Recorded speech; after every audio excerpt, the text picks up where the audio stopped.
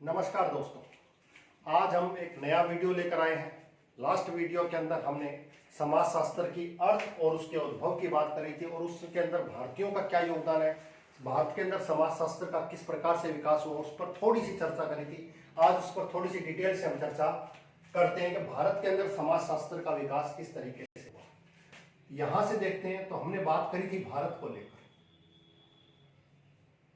भारत में समाजशास्त्र का विकास। तो देखिए, भारत के अंदर समाजशास्त्र के विकास की बात करेंगे तो ध्यान रखिएगा कि भारत के अंदर समाजशास्त्र की शुरुआत 1914 से इसकी शुरुआत मानी जाती है, लेकिन ये अनौपचारिक शुरुआत थी, ये याद रखिएगा। अगर आपसे वास्तविक रूप से पूछे तो भारत के अंदर समाजशास्त्र की शुरुआत कब हुई, तो ध्यान रखिएगा प्रथम विश्व युद्ध के बाद। इस लाइन को याद रखिएगा, प्रथम विश्व युद्ध के बाद।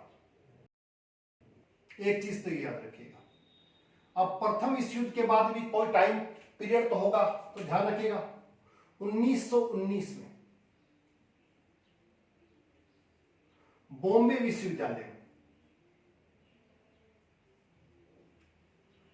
विश्वविद्यालय में सही रूप से क्या की गई, शुरुआत की गई। ध्यान रखिएगा, औपचारिक शुरुआत।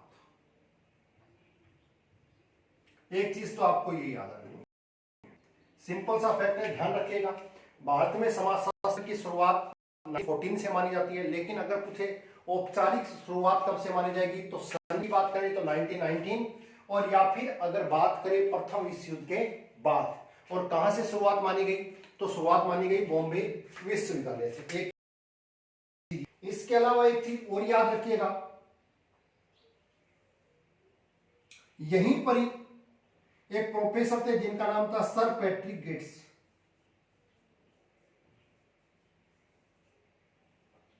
सर पैट्रिक गेट्स,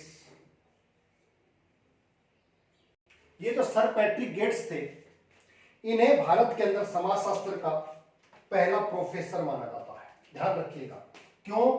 क्योंकि ये जो समाजशास्त्र बनाया गया था, इस समाजशास्त्र के विभागाध्यक्ष के रूप में किसने काम किया? Sir Patrick Gates. विभागाध्यक्ष के रूप में काम करने वाले प्रथम प्रोफेसर कौन थे? सर पैट्रिक गेट्स को माना जाता है। तो प्रथम प्रोफेसर हो गए, ध्यान रखिएगा, प्रथम प्रोफेसर। दूसरा, ये किस प्रकार के सोशियोलॉजिस्ट थे? तो ये नगरीय समाजशास्त्री के रूप में इनको जाना जाता है, यानी कि अर्बन सोशियोलॉजिस्ट के रूप में इनको जाना जाता है। ये चीज आप ध्यान रखिएगा। अब इसी विश्वविद्यालय में जो विभागाध्यक्ष हैं, उस विभागाध्यक्ष के रूप में आगे किसने काम किया? तो इस विभागाध्यक्ष के रूप में आगे काम करने वाले क्या नाम था? 1924 के अंदर, जिनको आप जानते हो, जीएस घुरी। ये इसी विभाग के क्या बने? अध्यक्ष बने। कब बने? 1924 में। और इन्हें ही भारत में समाजशास्त्र का जनक या फिर समाजशास्त्र का पिता कहा जाता है। पहली चीज ये याद रखिएगा। फर्स्ट, किस विश्वविद्यालय से संबंधित है? तो बॉम्बे विश्वविद्यालय से संबंधित। बॉम्बे विश्वविद्यालय में विभागाध्यक्ष के रूप में कब काम किया? 1924 में। इसी विभागाध्यक्ष में पहले कौन काम कर रहे थे? Sir Patrick Gates. पहली चीज। अब जीएस घुरिये ने कहा कि जो भारतीय समाजशास्त्र है, उसका अध्ययन भारतीय परंपराओं के आधार पर, भारत की रीतियों के आधार पर, भारत की जो जन्म नीतियां हैं, उनके आधार पर समाजशास्त्र का क्या किया जाएगा? अध्ययन किया जाएगा। तो इस अध्ययन को कहा जाता है इंडोलॉजी। ये याद रखिए। तो इन्हें इंडोलॉजी का प्रतिपादक भी माना जाता है।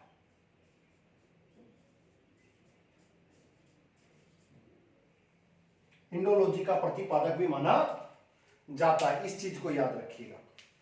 अब इंडोलॉजी में बता चुका हूं, भारतीय परंपरा, भारतीय रीति रिवाज, भारतीय जितनी भी पुरानी जितनी भी चीजें थी, उनके आधार पर ही समाज का क्या किया जाए? समाजशास्त्र का अध्ययन किया जाए। वो जो पद्धति है, उस पद्धति के नाम से जाना जाता है।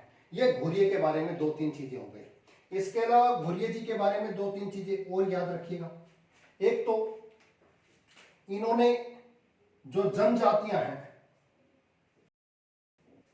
भारतीय जो जनजातियां हैं, उन जनजातियों को एक स्पेशल शब्द दिएगा। इन्होंने कहा ये हिंदू हैं, लेकिन किस प्रकार के हिंदू हैं? ये पिछड़े हिंदू हैं, यानी कि पिछड़े जनजाति का पता है किसने? जीएस घुरिये के द्वारा कहा गया। दूसरा, इन्होंने कहा इनके साथ आत्मसात करने की नीति अपनाई।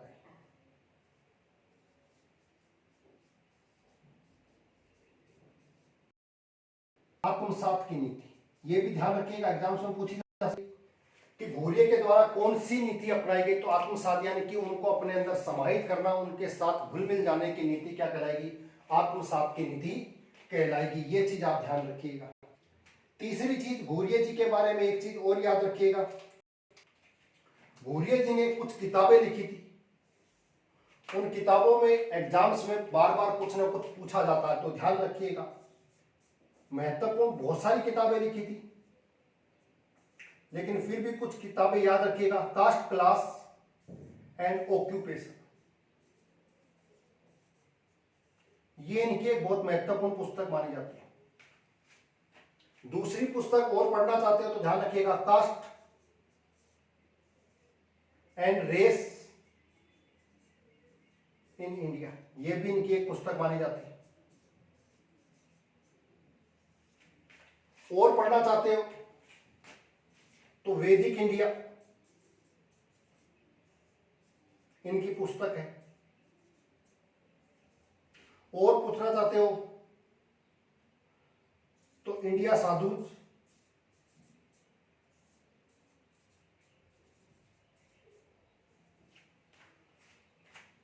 और पढ़ना चाहते हो तो ध्यान रखिएगा, कल्चर एंड सोसाइटी, ये भी इनकी पुस्तक मानी जाती है। इसके अलावा वो पुस्तक के बारे में ध्यान रखिएगा तो एक पुस्तक और है, सिटीज एंड सिविलाइजेशन।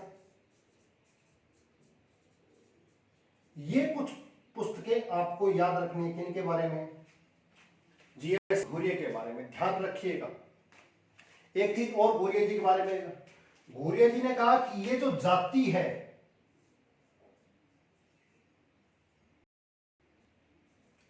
केवल भारतीय परिघटना नहीं है,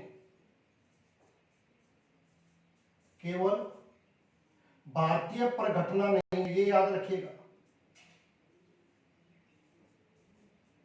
कहने का मतलब है जाति केवल भारत में नहीं पाई जाती, पूरी दुनिया में कहीं ना कहीं जाति जा सकती। ये विचार किसके थे? जीएस घुरिये के। अब इसी विभागाध्यक्ष के रूप में ध्यान रखिएगा, इसी विभागाध्यक्ष के रूप में एक और व्यक्ति जीएस घुरिये के बाद अध्यक्ष बने, जिनका नाम था केएम कपाड़िया।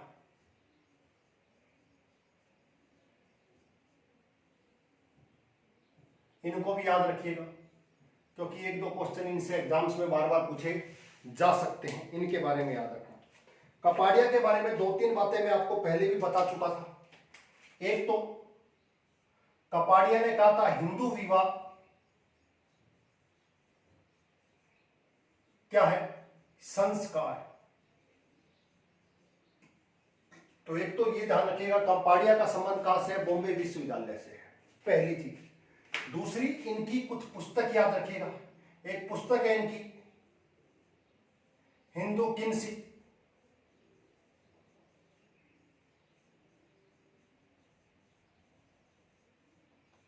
ये याद रखिएगा। एक स्त्रीपुंज पुस्तक है marriage and family in India, ये पुस्तक भी इनकी याद रखिएगा। ये 2 महत्वपूर्ण पुस्तक। किंगशिप का मतलब नातेदारी होता है, तो ये ध्यान रखिएगा। केएम कपाड़िया के बारे में जाना, इनके बारे में, ठीक है। एक चीज और याद रखिएगा, ये जीएस घुरिये की एक शिष्य हुआ करती थी, जिनका नाम था इरावती कर्वे।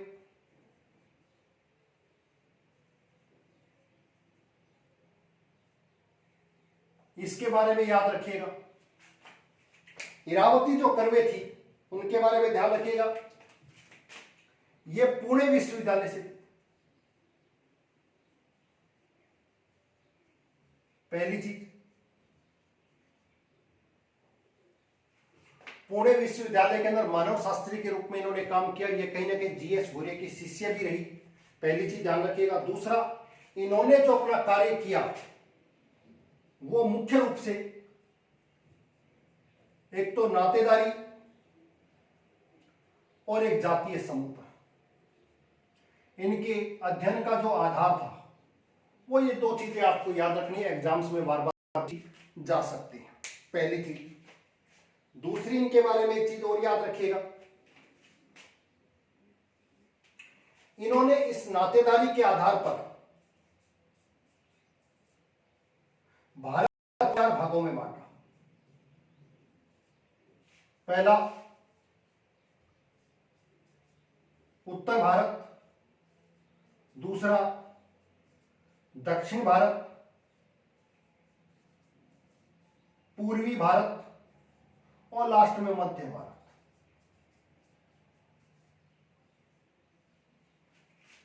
ये चीज आपको इनके बारे में ध्यान रखनी है। दूसरी, इन्होंने कहा भारतीय जो समाजशास्त्र, इन्होंने कहा भारतीय समाजशास्त्र जो है उसकी जो संरचना है, ध्यान रखिएगा क्या बोल रहा हूं उसको समझिएगा। भारतीय समाजशास्त्र की जो संरचना है, संरचना के 3 आधार हैं, ये याद रखिएगा। कौन कौन से? पहला, ग्रामीण समुदाय, सेकंड, संयुक्त परिवार, और थर्ड की बात करें तो जातीय समूह या जातीय सत्ता। इन्होंने कहा भारतीय समाजशास्त्र को अगर समझना है तो उसकी संरचना के 3 पिलर हैं मुख्य रूप से, और वो 3 पिलर कौन कौन से हैं? ग्रामीण समुदाय, संयुक्त परिवार या जातीय समूह जिसको हम कह सकते हैं, हम उसको जाति व्यवस्था के रूप में जान सकते हैं। ये 3 आधार इनके द्वारा बताए गए। इन्होंने मुख्य रूप से नातेदारी पर, किंगशिप पर काम किया कहीं ना कहीं, और किंगशिप के आधार पर भारत को कुल 4 भागों में बांटा, एक उत्तर भारत, एक दक्षिण भारत, एक पूर्वी भारत। इसको याद रखिएगा क्योंकि ये पहला महिला मानव शास्त्री और पुणे विश्वविद्यालय में क्या रही, विभागाध्यक्ष के रूप में इनके द्वारा काम किया गया। लगभग 1938 के आसपास इनका एक कार्य। एक चीज अब याद रखने की बात है इसमें, इनकी कुछ पुस्तक, एक पुस्तक तो इनकी है हिंदू सोसाइटी, एक इनको रखनी है आपको पुस्तक किंगशिप ऑर्गेनाइजेशन इन इंडिया। ये 2 पुस्तकें आपके एग्जाम्स में पूछी जा सकते हैं, इसको ध्यान रखिएगा। Kingship organisation of India, sorry in India की जगह ऑफ इंडिया, ये याद रखिएगा। ये 2 महत्वपूर्ण पुस्तकें इरावती कर्वे के बारे में जानी जा सकती है। तो 3 मुख्य रूप से हो गए, 1-2 की और हम आज चर्चा कर लेते हैं। एक और महत्वपूर्ण समाजशास्त्री है राधा कमल मुखर्जी। इनके कीवर्ड आपको याद रखने, क्योंकि एग्जाम्स में इनमें से एक आधा क्वेश्चंस, 2 क्वेश्चंस पूछ लिए जाते हैं। तो बिल्कुल बेसिक जानकारी मैं बता रहा हूं, इतनी जानकारी कम से कम आपको होनी चाहिए जिससे आप आसानी से क्वेश्चंस को कर सकें। राधा कमल मुखर्जी की बात करें तो 2-3 चीजें ध्यान रखिएगा। एक तो इनका संबंध लखनऊ विश्वविद्यालय से,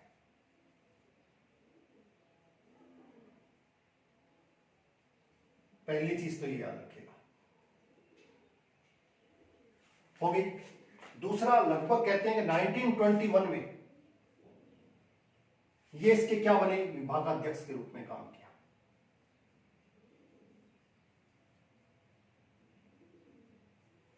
पहली चीज तो अगर आपसे बात करी जाए पहले भारतीय जिन्होंने विभागाध्यक्ष के रूप में काम किया या प्रथम भारतीय प्रोफेसर के रूप में अगर किसी को जाना जाता है तो राधा कमल मुखर्जी को जाना जाता है। प्रथम प्रोफेसर ये भी हैं पीटर गेट्स, लेकिन आपको पता ही है भारतीय नहीं विदेशी है। तो भारतीय के रूप में जब बात आए तो राधा कमल मुखर्जी को आपको याद रखना है, वेरी वेरी इंपॉर्टेंट, ध्यान रखिएगा। अब बात करें इनके कार्य की तो आपको पता है, मैंने आपको बता चुका था, इन्होंने सामाजिक मूल्य पर काम किया।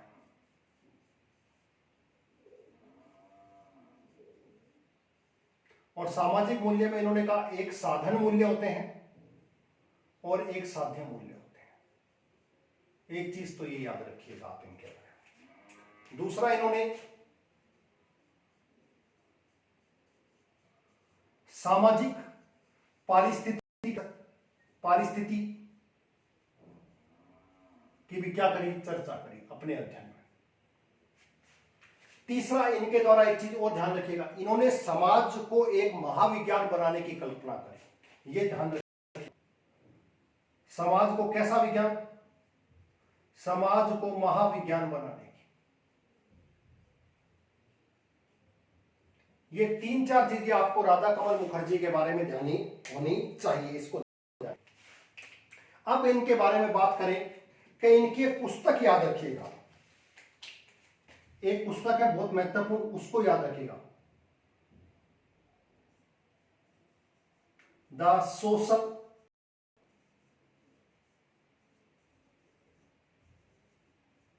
Structure of values. यह पुस्तक आपको इनकी हमेशा याद रखनी है, राधा कमल मुखर्जी की, आपके उसमें पूछी जा सकती है, इसको ध्यान रखिएगा।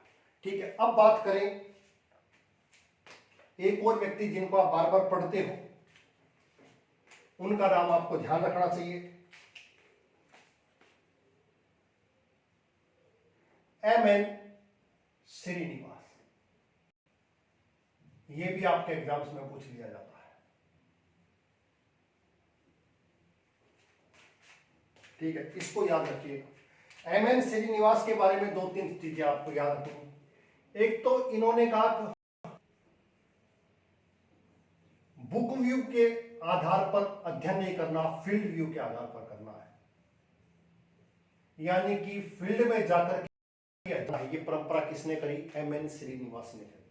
दूसरा, मैं आपको बता चुका था, सांस्कृतिकरण,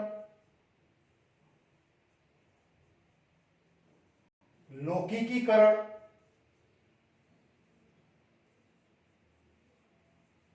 पश्चिमीकरण इत्यादि विषय पर इन्होंने अपना अध्ययन किया और उसकी कहीं ना कहीं इन्होंने अवधारणाएं देने की कोशिश करी, जिन पर हम आगे चर्चा करेंगे। संस्कृतिकरण का मतलब आप समझ लीजिए, अपनी संस्कृति, अपनी जाति को छोड़कर दूसरी जाति के मूल्यों को, रीतियों को अपनाने, क्या संस्कृतिकरण कहलाता है। लौकिकीकरण एक तरीके से आज की तारीख में समाजशास्त्र की बात करें तो सेकुलरिज्म जो नहीं होता, धर्मनिरपेक्षता, उसका इस्तेमाल कहीं ना कहीं लौकिकीकरण में किया जाता है, सभी के प्रति समान व्यवहार जैसी व्यवस्था है। पश्चिमीकरण, वेस्टर्न की जो भी कल्चर और नीतियां उनको अपनाना पश्चिमीकरण कहलाता है। ये एम.एन. श्रीनिवास की बात थी, ध्यान रखिएगा। दूसरा, एक चीज और इनके बारे में ध्यान रखिएगा, इन्होंने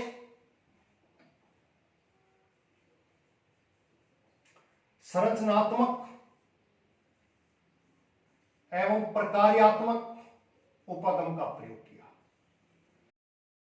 जिसकी संरचना और जिनके कार्य, यानी कि समाजशास्त्र में कुछ ऐसी इकाइयां जिनकी संरचना हो और जिनके बीच में क्या हो, कार्य किए जाते हैं, उन क्रिया और उनकी संरचना के आधार पर समाजशास्त्र का क्या किया, अध्ययन किया। ऐसी इकाइयां जिनके द्वारा समाजशास्त्र पर कहीं ना कहीं प्रभाव पड़ता है, जो समाजशास्त्र के निर्माण में कहीं ना कहीं योगदान देते हैं, वो उपागम संरचनात्मक प्रकार्यात्मक उपागम के नाम से जाना जाता है। आगे हम दृष्टिकोण में इस पर चर्चा करेंगे, इसको याद रखिएगा, एग्जाम्स में पूछा जाता है। अब इनके बारे में एक चीज और ध्यान रखिएगा, बता चुका हूं, प्रभु जाति का भी कॉन्सेप्ट दिया था, ये भी आपको याद रखना है, पहली चीज। इसके अलावा इनकी कुछ बुक्स हैं जो एग्जाम्स में पूछ ली जाती हैं, उनको ध्यान रखिएगा, वो कौन सी बुक्स हो सकती हैं। तो एक तो इनकी पुस्तक याद रखिएगा, Indian village,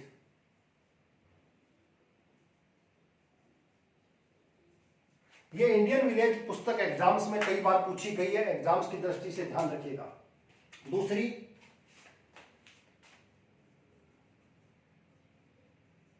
cast in modern India,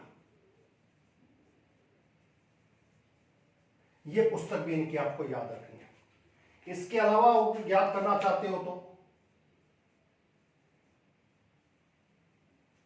social change in modern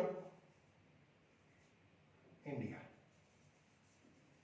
ये भी पुस्तक आपको याद रखनी है। ये एम.एन. श्रीनिवासन के बारे में आपको पता होना चाहिए, ठीक है।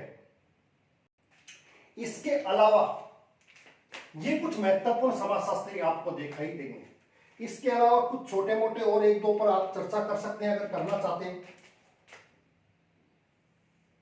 तो। एक है DN. Majumdar,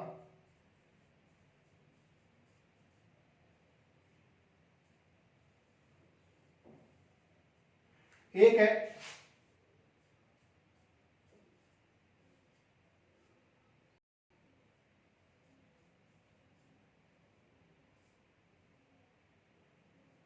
IR. Desai, sorry A R. Desai. इन दो के बारे में, डी.एन. मजूमदार। अब ये जो डी.एन. मजूमदार हैं, इनके बारे में दो चीज ध्यान रखिएगा। एक तो इनका संबंध कहीं ना कहीं आपको लखनऊ विश्वविद्यालय से देखने को मिलेगा, पहली चीज ध्यान रखिएगा। कहां से?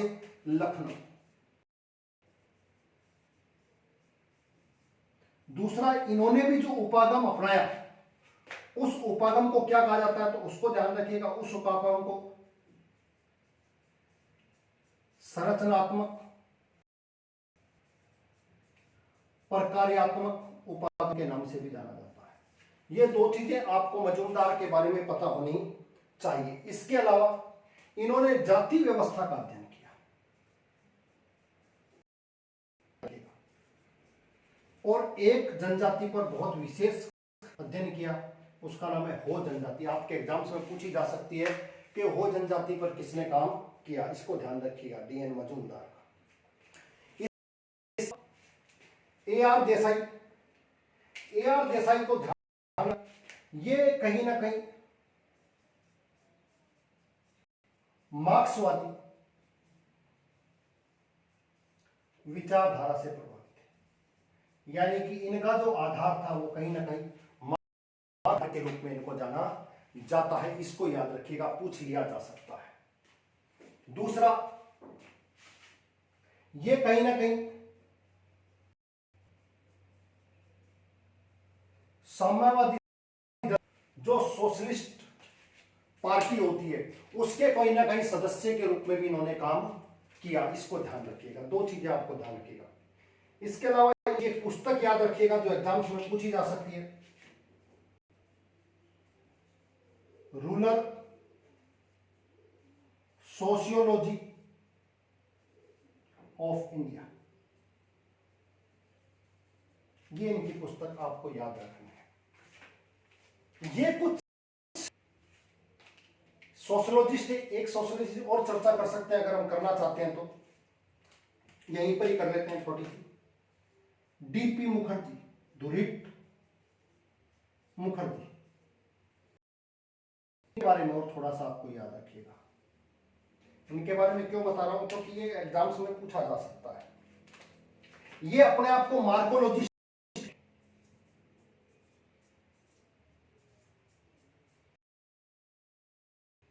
कहते थे। मार्कोलॉजिस्ट कहने का मतलब इन कहीं ना कहीं किसका प्रभाव था? मार्क्स का प्रभाव था, कार्ल मार्क्स का। और जब कार्ल मार्क्स का प्रभाव था तो ध्यान रखिएगा, इन्होंने कार्ल मार्क्स का क्या किया? भारतीयकरण किया।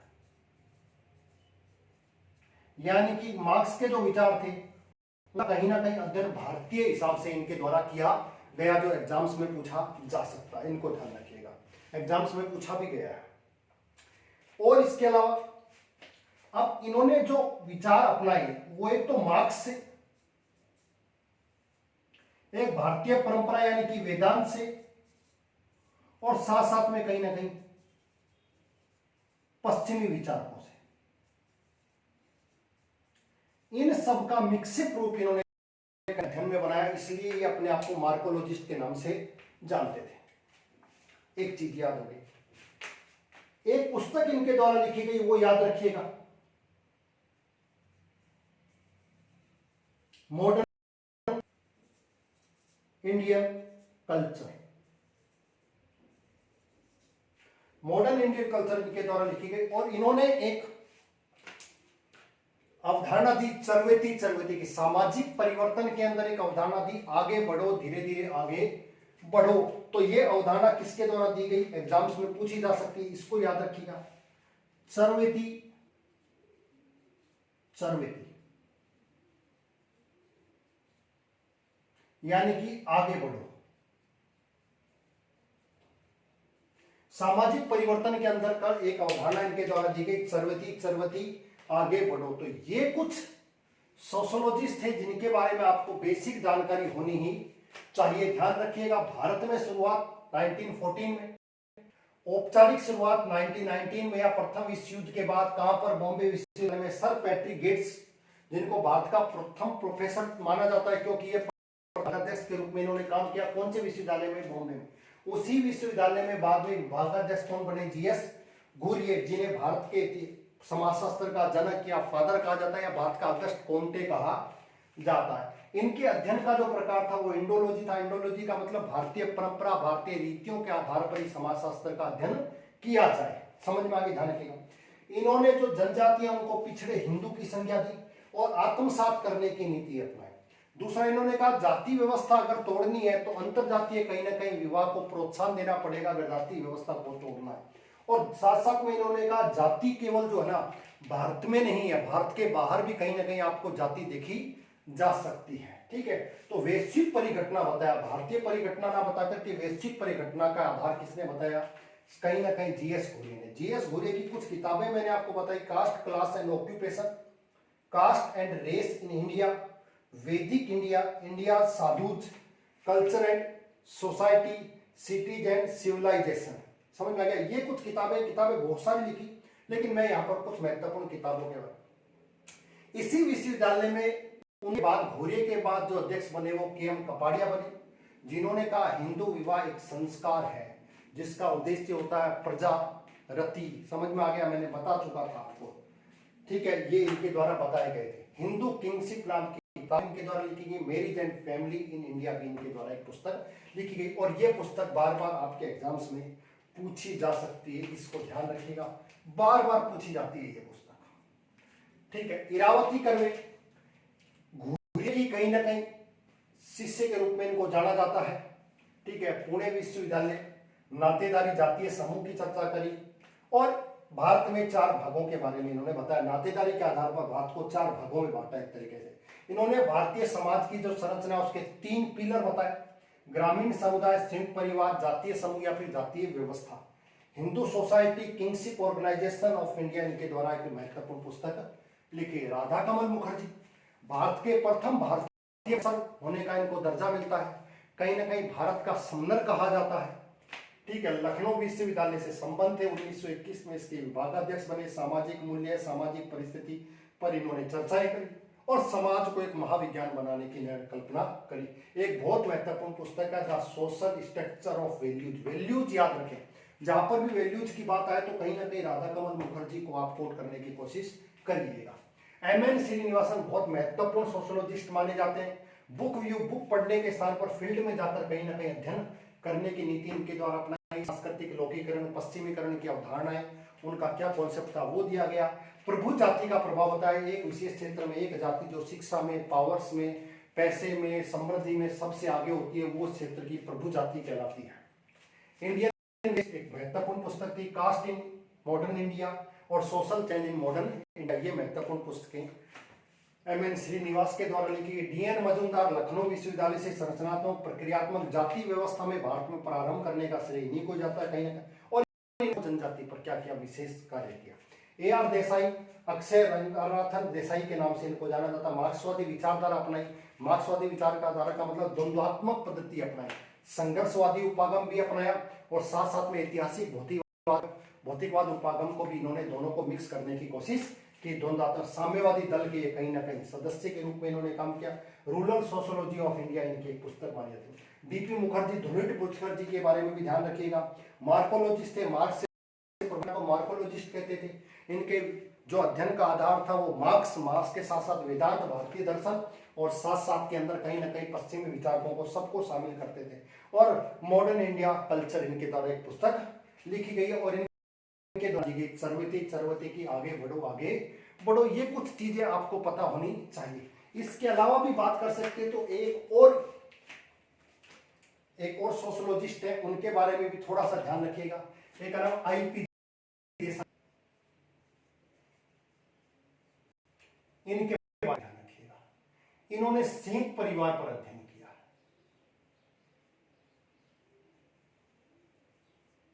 इनके जो अध्ययन का आधार है वो क्या है, सिंह परिवार है, ध्यान रखिएगा।